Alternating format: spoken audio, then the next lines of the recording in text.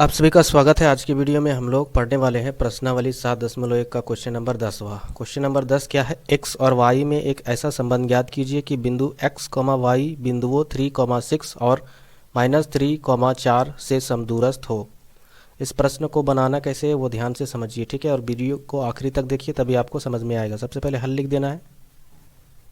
हल लिखने के बाद क्या प्रश्न बोला है कि x और y में ऐसा संबंध ज्ञात कीजिए। समझिए सबसे पहले कि आखिर संबंध क्या होता है, ठीक है? कभी भी x या फिर y, यदि इन दोनों के बीच में यदि संबंध की बारे में बात कर रही है तो कहने का मतलब है ये x और y, यानी मैथमेटिक्सली अगर x और y के बीच में संबंध होगा तो किस चीज़ का संबंध होगा? या फिर प्लस का, या फिर माइनस का, या फिर गुना का, या फिर भाग का, ठीक है? यही चारों में से किसी एक चीज़ का संबंध होगा, ठीक है? यानी इन दोनों के बीच में प्लस का हो जाए, या फिर इन दोनों के बीच में माइनस का हो जाए, या फिर इन दोनों के बीच में गुना का हो जाए, या फिर इन दोनों के बीच में भाग का हो जाए। किसी तरह का भी संबंध हमको क्या करना है? ज्ञात करना है, ठीक है? इसी को कहते हैं कि संबंध ज्ञात कीजिए x और y में, ठीक है? आगे क्वेश्चन क्या बोला है कि जो x और y जो बिंदु है, ठीक है, ये अलग बिंदु है। यह जो बिंदु है वह बिंदुओं 3, 6 और -3 और 4 से क्या समदूरस्थ है। समदूरस्थ के बारे में यदि आप क्वेश्चन नंबर 10 को बना रहे हैं तो आप जानते होंगे, क्योंकि इससे पहले क्वेश्चन नंबर 9, 8 और 7 इसमें समदूरस्थ के बारे में अच्छी तरीके से बताया गया। यदि आपको नहीं समझ में आता तो आप मेरे चैनल पर वीडियो अवेलेबल है, आप देखिए, एकदम सटीक तरीके से बताए हैं, आपको समझ में पूरी तरीके से आ जाएगा, ठीक है? अब क्या करना है देखिए ध्यान से। सबसे पहले आपको हल लिख कर मानना होगा, ठीक है, कि जो जो बिंदुएं दी गई है उसको आपको मानना होगा, ठीक है? हम यहाँ पर हल लिखने के बाद क्या करेंगे? मानेंगे कि माना, ठीक है, माना जो बिंदु है इसको हम मान रहे, ठीक है? जो x, y है उसको मान के चलिए हम p बिंदु मान रहे, ठीक है? तो जो p बिंदु है वह x, y है, जो बिंदुएं इसको मान रहे हैं a, इसको मान रहे हैं b, ठीक है? यानी बिंदुएं a जो है 3, 6 और b मान रहे हैं इसको जो है -3, 4, ठीक है? से क्या है आपका? से समदूरस्थ है। यह प्रश्न में मेरा दिया हुआ था, से समदूरस्थ है। जब यह समदूरस्थ है तो मान के चलिए यदि बिंदु P यहाँ पर हो, ठीक है, यहाँ पर हो, और कोई बिंदु A यहाँ पर हो और बिंदु B यहाँ पर हो, यानी यह बिंदु P से जो A है, ठीक है, और B है वह समान दूरी पर स्थित होगा, तभी उसी को समदूरस्थ कहेंगे, यानी AP बराबर PB हो जाएगा। तो हम लोग यहाँ लिख सकते हैं आगे AP बराबर PB, ठीक है? AP बराबर PB रखने के बाद हम लोग क्या करेंगे? दूरी सूत्र लिखेंगे, क्योंकि A से लेकर P तक की जो दूरी है वह दूरी सूत्र के द्वारा ही निकाली जा सकती है। तो हम लोग लिखेंगे यहाँ पर दूरी सूत्र, यानी √x2 - x1 का whole square plus y2 - y1 का होल स्क्वायर। इधर भी इज इक्वल टू के इधर भी हम लोग क्या लिखेंगे? दूरी सूत्र लिखेंगे, यानी यही √x2 - x1 का whole square plus y2 - y1 का होल स्क्वायर, ठीक है? अब दूरी सूत्र लिखाने के बाद बिंदु A और P के आधार पर x1, y1, x2, y2 हम लोग लिखेंगे। तो बिंदु A और P को ध्यान में रखिएगा, बिंदु A यहाँ पर है, बिंदु P यहाँ पर है, ठीक है? तो बिंदु A में क्या है? x1, y1 है, बिंदु P में क्या? x2, y2 है। हम लोग x2 का मान यहाँ पर x लिखेंगे, बीच में माइनस है तो माइनस लिख देना है। उसके बाद बिंदु ये आपका P में क्या हो जाएगा? ये A में क्या हो जाएगा? ये आपका x1 यानी 3, तो हम यहाँ लिख देंगे 3। उसके बाद फिर इसका होल स्क्वायर प्लस, उसके बाद y2 का मान क्या है? y2 का मान देखिए बिंदु P में है y, तो हम लोग यहाँ लिख देंगे y, बीच में माइनस है तो माइनस लिख देना। y1 का मान क्या है? बिंदु A में जो y का मान है यानी 6। उसके बाद फिर 6 लिखने के बाद होल स्क्वायर लिख देंगे। उसके बाद लिखेंगे इज इक्वल टू, इधर क्या हो जाएगा? P और B, यानी बिंदु P और B में, ठीक है? ये P और B में हम लोग देखेंगे, तो ध्यान से देखिए, बिंदु P में क्या है? x1 और y1, और B में है x2, y2। x2 का मान -3 है तो हम यहाँ -3 लिखेंगे, बीच में माइनस है तो माइनस। x1 का मान x है तो हम यहाँ x लिख देंगे। उसके बाद फिर इसका होल स्क्वायर, बीच में प्लस है तो प्लस लिख देना है। y2 का मान क्या है? बिंदु B में आपका y2 है यानी 4। उसके बाद फिर 4 लिखेंगे, बीच में माइनस है तो माइनस। y1 का मान क्या है? y है बिंदु P में, हम इसको y लिख के इसका होल स्क्वायर कर देंगे, ठीक है? अब एक एक करके सॉल्व करेंगे। यहाँ पर देखिए ये थोड़ा सा लेंदी हो जाएगा सॉल्व करना, ठीक है? क्यों? क्योंकि यहाँ देखिए ये x है, ये 3 है, ये दोनों अलग अलग पद है, यानी ये चर पद है x वाला, ये 3 वाला अचर पद है। तो चर और अचर में कभी भी जोड़ घटाव या फिर गुना भागा नहीं होता है। यानी जोड़ घटाव नहीं होता है, गुना तो हो सकता है लेकिन जोड़ घटाव नहीं होता है। ठीक है, तो यहाँ पर क्या हो जाएगा, ये a हो जाएगा x और ये 3 जो होगा वो b हो जाएगा, यानी a माइनस बी के होल स्क्वायर के रूप में ये दिख रहा है, तो हम लोग उसी के रूप में इसको तोड़ देंगे। तो a माइनस बी का होल स्क्वायर क्या होता है, इधर देख लीजिए, a माइनस बी का होल स्क्वायर बराबर होता है a square minus 2ab plus b square होता है। ठीक है, तो इस रूप में हम लोग इसको तोड़ देंगे, तो क्या हो जाएगा a स्क्वायर यानी x स्क्वायर, तो हम लोग लिखेंगे x स्क्वायर माइनस 2ab यानी 2 गुने a का मान क्या है x है, तो हम यहाँ x लिखेंगे, गुने b का मान क्या है 3 है तो 3 लिख देंगे, 2ab प्लस बी स्क्वायर यानी 3 का स्क्वायर हो जाएगा, बीच में प्लस है तो प्लस। अब देखिए यहाँ पर भी ये चर पद है y और जो 6 है वह अचर पद है, यानी ये भी नहीं घटेगा नहीं जुटेगा, तो हम इसको a और b मान लेंगे, तो क्या हो जाएगा a माइनस बी का ये भी होल स्क्वायर हो जाएगा, तो हम लोग इसी के रूप में तोड़ लेंगे, यानी a स्क्वायर बराबर क्या हो जाएगा y स्क्वायर माइनस 2 गुने a यानी y गुने b यानी 6 प्लस बी स्क्वायर यानी 6 का स्क्वायर इज इक्वल टू, यहाँ भी वही कंडीशन है, देखिए यहाँ पर -3 आपका a हो जाएगा और x आपका b हो जाएगा। ठीक है, यहाँ भी तो क्या हो जाएगा a स्क्वायर यानी -3 का स्क्वायर माइनस 2ab।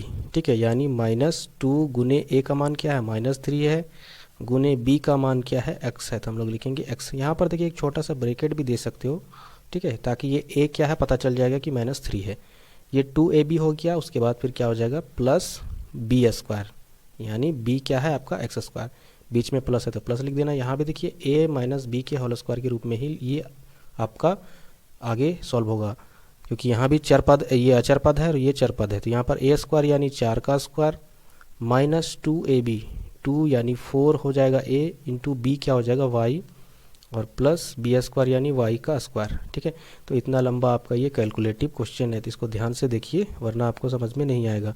अब देखिए यहाँ पर एक्स स्क्वायर है तो हम लोग एक्स स्क्वायर लिख देंगे। देखिए ये यहाँ पर चिन्ह का गुना कर लीजिए, ये माइनस गुने प्लस माइनस फिर माइनस गुने प्लस माइनस यानी माइनस में ही आएगा। अब गुना करेंगे तो देखिए 2 तिया 6, ठीक है 6 हो जाएगा और x साथ में मल्टीपल हो जाएगा तो 6x हो जाएगा। ठीक है, बीच में प्लस है तो प्लस लिख देना है, 3 तिया 9 यानी 3 का स्क्वायर हो जाएगा 9, बीच में प्लस है तो प्लस लिख देना है, उसके बाद क्या है y का वर्ग। अब देखिए यहाँ पर चिन्ह का गुना कर लीजिए, माइनस गुने प्लस माइनस फिर माइनस गुने प्लस माइनस माइनस हो जाएगा, फिर 2 को 6 से गुना करिए तो कितना हो जाएगा 12 और फिर y गुना में है तो y हो जाएगा यानी -12y, बीच में प्लस है तो प्लस 6 का वर्ग हो जाएगा 36 इज इक्वल टू, यहाँ देखिए ये -3 का वर्ग हो जाएगा सीधा 9। फिर यहाँ पर देखिए यहाँ पर पहले चिन्ह का गुना करते हैं तो क्या हो जाएगा माइनस गुने माइनस प्लस और फिर प्लस गुने प्लस प्लस ही होता है इसलिए प्लस लिख दिए। अब संख्या का गुना करेंगे 2 तिया 6 और x है तो यहाँ पर क्या हो जाएगा 6x, प्लस है तो प्लस लिख देना, x का स्क्वायर है तो स्क्वायर लिख देना, फिर प्लस लिख दीजिए, फिर 4 का वर्ग 16 होता है 16 लिख देना। यहाँ देखिए यहाँ पर सबसे पहले चिन्ह का गुना करेंगे यानी माइनस गुने प्लस माइनस और फिर माइनस गुने प्लस माइनस यानी माइनस होगा, 4 दूनी 8 होता है हम लोग 8 लिखेंगे, उसके बाद फिर y भी मल्टीपल में है तो y भी लिख देना यानी प्लस और फिर उसके बाद फिर y स्क्वायर। अब देखिए यहाँ पर इधर में देखिए एक्स स्क्वायर ये बराबर के इधर वाला और इधर वाला बराबर के एक्स स्क्वायर, ये दोनों कट कर ख़त्म हो गया, इधर वाला वाई स्क्वायर और इधर वाला वाई स्क्वायर दोनों कट कर ख़त्म हो गया। क्यों? क्योंकि यदि मान के चलिए ये जो प्लस वाला एक्स स्क्वायर है बराबर के इधर भेजेंगे तो यह माइनस में एक्स स्क्वायर हो जाएगा और ये दोनों घटकर हमेशा के लिए 0 हो जाएगा। इसी तरह वाई स्क्वायर में भी सेम कंडीशन होता है, इसीलिए हम अभी इसी स्टेप में इसको डायरेक्ट काट दिए। उसके बाद हम लोग क्या करेंगे, -6x है तो उसको लिख देना है -6x, उसके बाद फिर -12y को लिखना है क्योंकि चर वाले पद को एक तरफ अचर वाले पद को एक तरफ। अब देखिए 9 और 36 को जोड़िएगा तो यह प्लस में 45 आएगा। ठीक है, उसके बाद फिर बराबर लिखना है।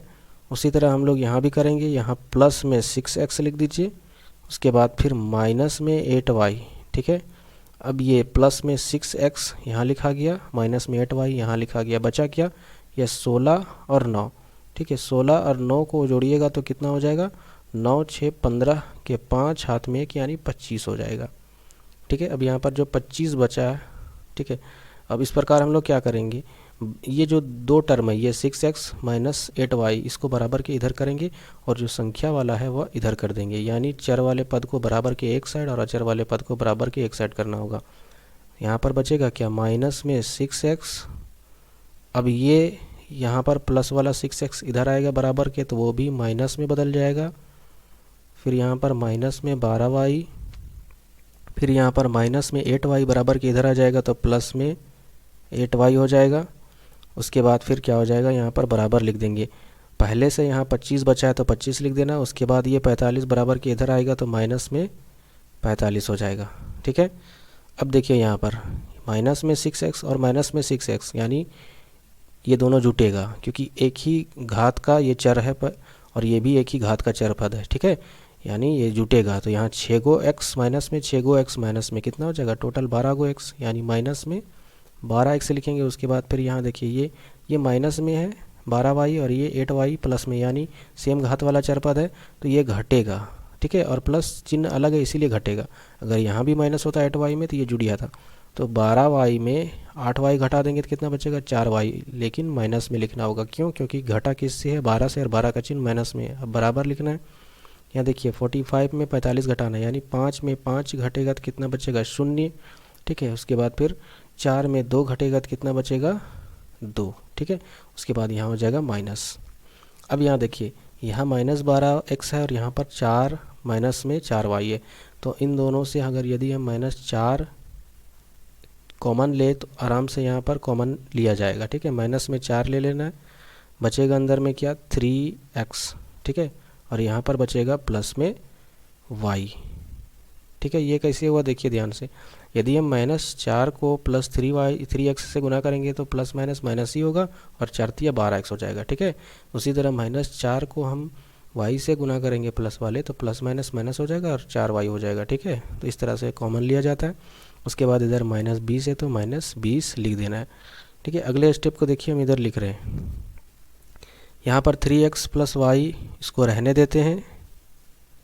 ठीक है, अब बराबर -20 है तो -20 लिखेंगे। और हम क्या कर रहे हैं, ये देखिए -4 यहाँ पर गुना के रूप में है ये 3x + y वाला टर्म का, तो यह बराबर के इधर जाएगा तो क्या हो जाएगा, वह भाग में बदल जाएगा, यानी यहाँ पर हो जाएगा -4 हो जाएगा। ठीक है, अब देखिए यहाँ पर क्या लिखेंगे, 3x + y बराबर, ये देखिए यहाँ पर माइनस और माइनस कट कर प्लस में बदल गया और 4 से इसको काटेंगे तो 4 × 5 = 20, यानी 3x + y बराबर 5। तो जो संबंध है x और y के बीच में, तो वो क्या है संबंध, प्लस का संबंध बना है। और किस तरह का संबंध है, 3x + y बराबर 5। ठीक है, यही आपका संबंध बना है और इसी को हमको निकालना था। तो उम्मीद करते हैं कि आपको ये क्वेश्चन नंबर 10 समझ में आया होगा। यदि क्वेश्चन समझ में आया होगा तो प्लीज़ इस चैनल को सब्सक्राइब ज़रूर करें।